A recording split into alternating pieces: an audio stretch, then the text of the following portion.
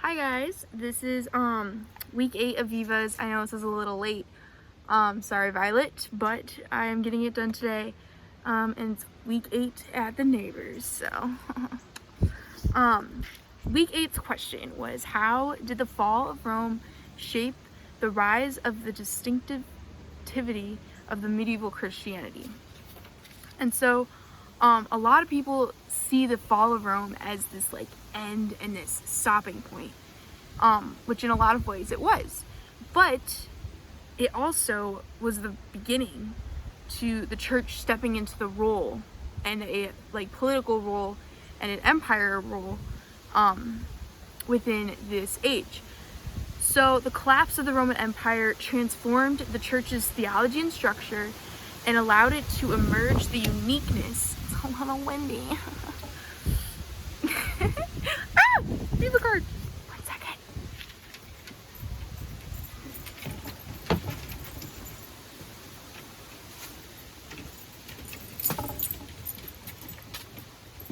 Okay, I'm sorry. My Viva card went flying. Hey, off. Off. Okay. So, the structure and allowed it to emerge into the unique entity capable of shepherding Europe through the medieval ages. So they just kind of they were able to reach more people through the medieval ages because I think I liked how it was said in the Viva slides that the empire fell, like Rome fell, and the impossible happened and everything was gone and people were searching for something to hold on to, and Christianity stayed firm and it was a rock for people. So they did this through the theology, Augustine's theology. They forced the church to take responsibilities of the state, and it also led to the transformation of traditions of monasticism. So my first point is that it shaped Augustinian theology, which would play a really important role in shaping the medieval church. So there's really 3 aspects of this. One was the pessimistic arthropology. So some people viewed, I think there's always like this question is a baby born good or evil? And so the pessimistic view of it is that humans are they're bad and we destroy everything, which is really true. Another point of his was predestination. So that people are chosen to be saved. So not everyone if you're not chosen, you're not going to heaven, which is an interesting point of view. And original sin. So they believed that every baby was born with Adam, the first man's sin. A really good example of this is Augustine's baptism. So he was baptized in this weird baptism thing in the basement of the church by Ambrose, who was his mentor.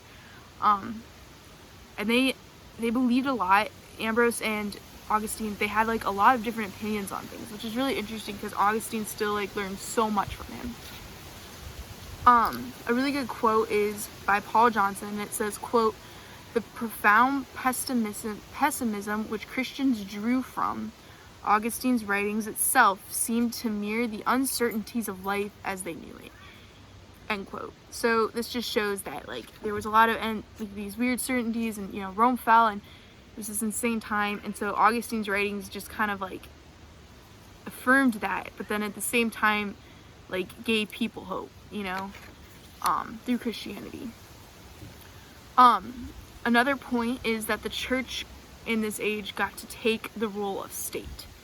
So it's really interesting, they begin to persecute and punish heretics and heresies instead of just discharging them and kicking them out of the church. The cathedral emerges, which is the center of the society as the government's power disappears. So this, cathedrals become this huge deal. And once the Roman Empire falls, Christianity was the only thing left, as I have said before. Christianity was kind of it. So it was super interesting that there's this verse in the Bible that says, compel them, quote, compel them into the kingdom of heaven, end quote. And they're talking about the unbelievers. So Augustine took that as like whatever means necessary, even torture. You know, you get these people, compel them into heaven, you know, get them in there. And Ambrose, his mentor, thought it meant by compelling them to just show like how broken people are, and then being like, there is grace and there is forgiveness. And that is so compelling and so beautiful. But they had a very different approaches to this. And it was just super, you know, interesting how they both, you know, had different approaches to the word compel. A good example, or a good quote is from St. Ambrose, and it says, quote, our infirmity is our own way to the throne. For when I am weak, then I am powerful. So it just means like, you know, in our weakness, that's your way to the throne. Like in your brokenness, in your problems and your temptations and all of that, that's your way into the kingdom of heaven. And, you know, he says, for I am weak, that's when I am powerful. And there's even a verse in the Bible that says, you know, something along the same lines. And so my last point is monasticism. So this was really fundamentally changed by the fall of Rome. After 476, the monasteries became more of a religious practice and more of a place of, you know, safety. And instead of, you know, functioning, so instead it functions as like a central hub of learning and preservation and, you know, just like protection. So a good story of this is just like the way the buildings were lined up is kind of away from society, and they kind of, you know, were up on a hill and, you know, surrounded by large walls. And, you know, Saint Benedict really came around this age and like changed monasticism for the better, you know. And he taught that you live by poverty, and you live by charity, and you live by obedience. And so this is like really the main factors that the monks and the monasteries take into play during this time. So a good quote from Dr. Parker is, quote, if the Roman imperial structure had held firm, it is unlikely that Western monasticism would have only developed slightly.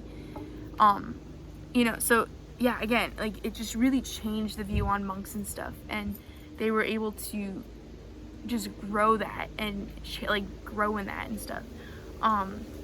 So again, even though this fall of Rome was just this really dark time for a lot of people, Christianity was able to kind of come into the role of the empire and fill in, you know, it was able to stand strong even when people were confused and stuff. And it did this through, you know, Augustinian's theology, and it shaped that and changed that. It did it through taking role as the, you know, leadership in political standpoints, and also it really changed monasteries and the way that they practiced and stuff. So this is week 8, Viva. I'm sorry that it's a week late. Sorry, Violet. I'm also sorry that my note card flew away. And I hope you can hear it because it's kind of windy out and I'm cold. So, bye. See you in like 2 days for week 9.